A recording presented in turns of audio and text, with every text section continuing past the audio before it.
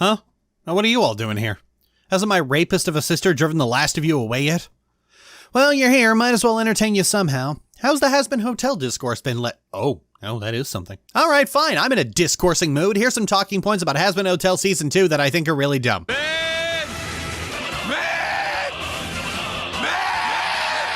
This was something I heard through the grapevine more than once, that Season 2 focused on male characters too much. That's not really the problem. The problem was too much focus on male characters that aren't interesting. I don't really take issue with the writers who would rather focus on one gender over another. I take issue when a male-centric writer is degrading their female characters to do it. And for the most part, Hazbin Hotel doesn't do that, except for Charlie, but at this point I think Medrano just never really had a conception for Charlie's character. I think this complaint comes from two places. For one, Medrano did explicitly say that Hell of a Boss was more male-centric, while Hazbin Hotel was more female-centric, but creators often say completely false things about their own works in interviews all the time. I've lost track over the last few years how many times creators would get the details of their own story wrong, only to have people accept it as gospel. So I've always had a policy of just never taking interviews into account at all. Personally, I think creators need to stop doing these interviews. They're just loaded with lore questions, and I think fandom needs to stop taking them seriously. But second, Hazbin Hotel has a very big sapphic audience from the pilot who generally feel betrayed that the show is a sausage fest. To those people, I'd like to say, come the fuck on. Half the characters are in the Tumblr sexy man suit. Lucifer may as well be the Onceler with horns.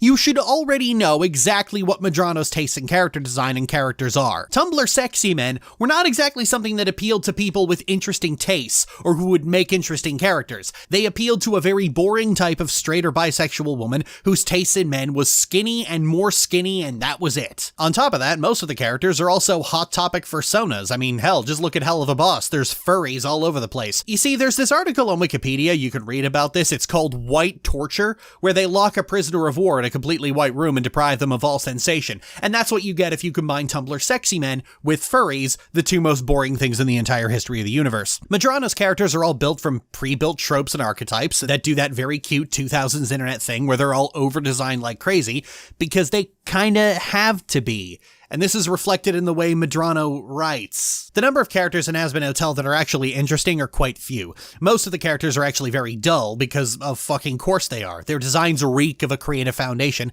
that often doesn't allow for interesting characters to flourish, because one of the first things a good writer learns is not to make characters like this in the first place. This is the D&D law of inverse flourish. The more over-designed a character is, the less interesting the writing behind them is going to be. Expecting anything else from Hazbin Hotel was always foolish. I never expected, not even from the pilot, that Hazbin Hotel would ever be anything greater than good. But it seems a lot of people did, and in fact expected Hazbin Hotel to be some mic drop moment where this indie darling would show the studios how it's done. But Hazbin Hotel, as a show, is the very distillation of fandom as a concept. It's an adult animated show filled with blood and gore and death and swearing, but the themes are extremely simple, childish, and non-threatening. The plot stops dead multiple times for an AMV, and it has more in common thematically, intellectually, and socially with an episode of My Little Pony than it does its own contemporaries. This is the show people imagine when they imagine adult animation getting a more serious audience. An 18+ rating, but extremely unchallenging and safe. An episode of Steven Universe as imagined by Hot Diggity Demon. The best version of Hazbin Hotel is just a very well-made version of that very stupid premise. And if you accept that going in, you're probably going to have a good time. But it was never going to be high art specifically, because it is soaked in that masturbatory aspect of fandom that favors aesthetics over themes. I have been saying this for literally years about fandom in general. And that aspect of very Tumblr-esque fandom is really horny for skinny guys and very little else. You've beaten my giant, which means you're exceptionally strong, so you could have put the poison in your own goblet, trusting on your strength to save you. What's next on the list? Alastor's weak? Okay, so it seems like a common complaint of the second season is that despite being the most powerful sinner in hell, Alastor spends much of the season getting bounced off every flat surface in the city. This one's actually really easy. His staff is broken. He makes it clear multiple times in the 4th episode that his staff is the source of his power, and without it, he's considerably less powerful. And his staff is broken because he was dumb enough to take on Adam 1v1. The kicker here is in the wording. Alastor is the most powerful sinner in hell. Sinner. Hell has a hierarchy in universe, and sinners and overlords are around the middle of the hierarchy. Alastor's deal means he's the most powerful sinner in hell, which means he's right about here, and vastly beneath someone like Lucifer, who is an archangel like Adam. It might seem silly to do this kind of power scaling, but remember. Oh, come on now, Alastor. You really thought being the most powerful sinner, which you are. I didn't say not to hurt her, you moron. I said You're not to lay your hands on her. These deals are extremely specific and extremely semantic. Alastor's deal makes him the most powerful sinner in hell, and not an ounce more. He could be 1% more powerful than the second most powerful sinner, and his deal with Rosie is fulfilled. Which is why he keeps verbally trash-talking people into not fighting him more than 1v1, because he's not more powerful than sinner number 2 and 3 combined. That's the whole thing about deals with demons. They're always monkey paw wishes or Joker's tricks. This is something so common it's found in biblical lore. Yahweh continuously makes deals with mortals that end up having a Joker's trick to them. For instance, in exchange for building the ark, Yahweh promises Noah to never again destroy humanity with a flood. Instead, he just uses everything except a flood to murder people wantonly. He makes a deal with Moses to free his people from slavery in Egypt in exchange for obeying 10 laws. The Joker's trick being that those 10 laws are basic human vices, and nearly all of them are about not wanting to do something, not about doing it, so all someone has to do is feel envious and bam, lions eat your face. Alastor's deal with Rosie is one of these vague, nondescript deals that is indeed hyper-specific in the terms for Alastor, but vague for Rosie. Rosie says he must complete some undefined task, and until it's complete, Alastor's soul will be hers. People are interpreting this to mean Rosie has some hidden agenda, but no, she doesn't. Rosie is sending Alastor on tasks, not specifying any of them as the task he must perform, because none of them are. She was going to keep the radio demon on her leash forever, at least that was the intention. She's not going to empower someone like Alastor and then just willingly let them fly the coop. She does things like make him disappear for 7 years, specifically to fuck with him. Look at the terms of this. I've served you faithfully for an age. Obeyed demands, contained my rage. For someone like Alastor, who enjoys slaughtering and devouring souls, having to restrain himself is torture. It's the kind of torture he made the deal to try and avoid, but it's kind of part of the whole hell thing. You see, it isn't just a place, it's a punishment. Hell is a place devised by the most spiteful son of a bitch in all of human mythology. You're not just going to escape an ironic punishment by making a Faustian bargain with someone else who is also trapped there. In essence, all the overlords are goldfish in a tank of hungry piranhas, and Alastor's deal with Rosie was probably the most Joker's tricked of them all. I've heard rumblings through the grapevine that the revelation that Lucifer is unable to harm the sinners of hell is an ass pull, presumably from the same people who keep forgetting who Lucifer is. Now, while Lucifer and Satan are technically different characters in Hazbin Hotel, most people tend to treat the two as belonging to the same creature in Abrahamic mythology. And a lot of people labor under the impression that Lucifer, or the devil, is in some kind of pitched proxy war with Yahweh as an equal competing entity. But in reality, Lucifer was always something of a Starscream to Yahweh's Megatron. It said in the pilot that Lucifer was cast into hell with Lilith. Of course he's there unwillingly. He might be the king, but once again, it's a Joker's trick. It's an ironic punishment. Lucifer, like most angels, hates sinners. They disgust him so completely, so of course he can't actually hurt them. Being king of hell doesn't actually mean anything. It's like being the strongest guy in the prison yard. You see, it isn't just a place, it's a punishment. And mine is that I'm stuck here with all these sinners, can't kill them, can't do nothing with them. But more importantly than the mythological explanation, this is just an admittedly ungraceful attempt to remove a plot killer from the board. You remember the Avatar state, right? You know, the super powerful mega state that lets the Avatar become 500 avatars at once? Well, a problem the Avatar state creates is that it's too powerful. Any threat instantly buckles under the power of the Avatar state. Whenever Aang goes into it, he instantly wins. So the writers of Avatar had to contrive reasons why he couldn't go into the Avatar state all the time, and they came onto the idea that the Avatar state is uncontrollable until you master every element. So different plot reasons could be brought in as to why Aang couldn't use the Avatar state. Conversely, at the end of Legend of Korra's first season, considering this was supposed to be a miniseries, they gave Korra the Avatar state. But then, when they got renewed for new seasons, they had a problem. How does any villain step up to the Avatar state? So they had to keep contriving increasingly shaky reasons for why the Avatar state isn't an instant win button that it used to be. This guy's a dark avatar. Cora's been poisoned. PTSD, I guess. You can't have uber powerful characters in a story that not only has villains, but also has to defeat them through fight scenes, because then there's no tension if the lead characters have an instant win button, unless the story is about how scary such a person would be to be around.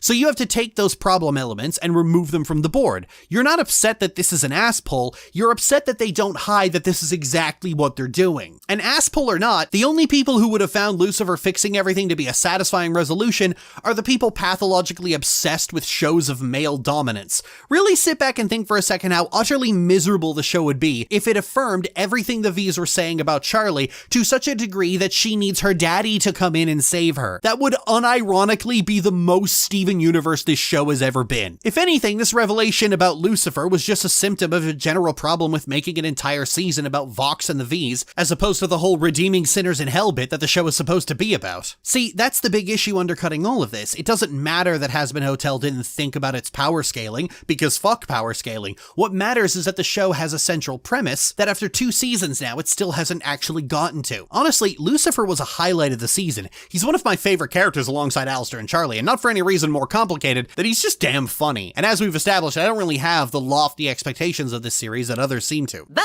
it's a musical! Yeah, I know, but you don't have to sing every line in a musical. Talking is okay too. So away from a bad criticism, let's move on to a bad defense. A common complaint of season 2 is that there's too many songs, and when someone says this, some idiot who has been waiting all day to pantomime smugness goes, it's a musical? There's too many songs in a musical? Huh? I usually call this performative confusion, where in an effort to make someone else sound stupid, you pretend you have absolutely no ability to comprehend spoken language. Sorry, did I say pretend? My apologies. Yes, there's too many songs in this musical, and not only are there too many of them, too many of that too many are bad. Hazbin Hotel is not good at being a musical. Because of the aforementioned issue, where it's dripping in fandom, a lot of musical numbers are aesthetic first and narrative second, while songs in musical theater, and yes, I'm sorry, this is the only footage of a musical I actually have, are all characterization and all narrative, because there's a limit to how much music video shit you can do in real time on a stage in front of an audience with live theater budgets. The actual point of comparison would be Disney films, which have about 5 to 6 songs per film thrown very sparingly into the plot where they belong. Hazbin Hotel outpaces those in just 2 episodes with half the runtime, but it is, quite simply, too many duds and not enough bangers. You can yell, but it's a musical all you want, but that's just the fallacious defense of how boring so much of the music is. There's been a problem in fandom discourse for a long fucking time where the presence of a trope or cliche is considered over how well that trope or cliche is used. So to a lot of Hazbin Hotel's fandom, they can't comprehend why someone would complain about the songs in a musical. Well, I'll tell you why. It's because they're bad. Nowhere is this more apparent than with Vox's songs, because YouTube tracks what parts of a video are watched the most. And for nearly all of Vox's songs, the part that gets watched the most is the part where someone else is singing in them. That is especially the case with Vox Populi and Vox Day, because Vox Populi literally just has edits all over the place containing the only good part of the song, and the most watched part of Vox Day is the one that just rips that part off entirely. I'm just a TV. I mean, I'm not even human. You've got the remote control. You can change channels if you don't like what you're watching. I only touched on it briefly in the video itself, but a major problem with season 2 is how much time is wasted on Charlie just rotting as a character. Some people have tried to explain this by saying she's a pride demon, but pride is a nebulous concept in general. Much of the season amounts to Charlie being unable to accept that someone who acts in bad faith 100% of the time won't listen to her good faith attempts to clear the air. And like, the first time that happens, I suppose it's understandable, though I question why Charlie hasn't figured out yet that the V's aren't to be trusted in all the time they've been there, and one of her friends being on the V's leash. But all the attempts to justify Charlie's actions, even using existing character flaws, fail at one simple point. This is a plot contrivance. The story was written as Vox making a power grab, and anything that could get in the way of that is conveniently moved aside. Some of those contrivances are graceful, others are not so graceful, and Charlie's behavior is an example of a deeply ungraceful plot contrivance. What often happens when fandom gets into these little spats is that fandom is often aggressively hyper-Watsonian, and Watsonian critique doesn't work when critiquing quality. It's great for a book report, not for a review. So trying to sort out why Charlie is behaving this way will always produce weak excuses, because the real answer is Charlie could swat this gnat easily and we need a reason for why she won't. It's the same argument for Lucifer and why Alastor's powers are weakened without his staff. All of this exists to clear the board for Vox to be a threat, because he just isn't without it. There's been a lot of ink spilled about Vox this season, with some even calling him the best character in the series, because ultimately what undoes him isn't the power of friendship or even just anime power scaling, it's his own vices that destroy him. As long as I wipe that smile off Alastor's fucking face, I don't care what happens. And I've gotten pushback for calling Vox the worst thing in the season, because by all objective measures, this would be a very well-written villain if you ignored the contrivances, and I don't fucking care. Vox, and indeed all of the Vs, are just so unbelievably dull. It really doesn't matter how well written they are, they will still be the worst things about the series. That might sound irrational to you, and that's because it completely is. Vox's entire characterization is a personification of a conspiracy theory. The idea that the media and propaganda can convince people to do this or buy that against their basic will, when it really can't. Propaganda can't make you do something you didn't want to do. And if it does make you do something, you already wanted to do it. You just needed someone to tell you that it was okay. It reminds me of the persistent myth that, like, the people of Nazi Germany didn't know what was going on in the death camps, despite them often being placed right inside residential districts. People lived right beside these things. They threw smoke up high into the sky. They knew. To take a less severe example, it's often like when people talk about how social media makes people forget that there's another human being behind the screen when it gets into its witch hunts. No, they don't forget. They know. They like bullying people, and they just wait for acceptable targets to tell them that it's okay. So I just can't find Vox compelling, because I know the entire concept behind him is based on a pervasive lie designed specifically to reassure the public against examining their own behavior. I find Vox frustrating specifically because I find people continuing to engage with this idea frustrating. So there's no version of Vox, regardless of quality, that I'm ever going to find interesting, and that goes double for the other two Vs. They just aren't interesting specifically because they represent ideas and concepts that exist to absolve the public of responsibility for their own bad behavior. Indeed, that's what happens in the story itself. The sinners don't think about the way their anger was weaponized, and how so easily they almost doomed themselves, all for one guy's vengeful crusade against his ex-situationship, and just walks off saying, let's never speak of this again. The public are not innocent victims of media propaganda, but 100% willing participants in it. It cannot thrive without their express consent. The reason you are not immune to propaganda is because propaganda thrives on your confirmation bias. It works because you want it to be true. Sure, maybe you, the leftist person watching this, can't fall for conspiracy theories about the Jews, but if the fascists just say elites, then instead your brain fills in the rich, when that's not what they meant at all. And now they've got you. This is why propaganda works. You desperately want to believe it, and a little clever wording makes you turn your brain off. It's known in Lacanian psychoanalysis as the subject who is supposed to know. Filtering through the noise and finding the truth is hard, and everyone wants someone else to do it for them. I've spoken about this before when talking about how people need to actually read the news more often, and I've got pushback from one person who claimed that it's hard to have a reputable news source. Of course, the solution to that problem is to read a lot of news sources and compare and contrast them to each other. But that's not what people want. What they want is a single unbiased news source, just one app that they can check and trust blindly. And that intellectual laziness is the reason propaganda gets its hooks in people. Yeah, I could check and verify, but that's like hard. Can't you do it for me? As a YouTuber with a Tumblr blog, I've lost count of the number of times someone has come to me with a question so completely outside my wheelhouse that I question why that person didn't just Google it. But I know the reason. Google requires sifting through the search results, while asking some rando might get you the answer immediately, and people wonder why ChatGPT is so popular. It takes what previously required a tiny amount of effort and removes that effort, and then suddenly Grok gets rewritten to be explicitly fascist and gives you fascist nonsense in its answers. You can laser focus on the AI, but you were the problem the whole time. This would not have its hooks in you if you weren't such a lazy bitch. And I can't stop thinking about this when the hypnotism TV media trust us cult leader villain is the focus of the entire season, because his power is willingly given to him by a lazy, apathetic public. And that just stays there on screen every time he's singing about what a god he is.